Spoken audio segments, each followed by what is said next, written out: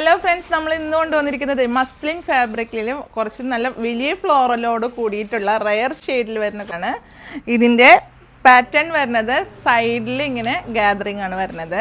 അപ്പോൾ കറക്റ്റ് നമുക്ക് ഇലയിൻ്റെ ഒരു ഫീലാണ് തോന്നുന്നത്, പക്ഷേ ഇതിൽ പാറ്റേണും ഉണ്ട്.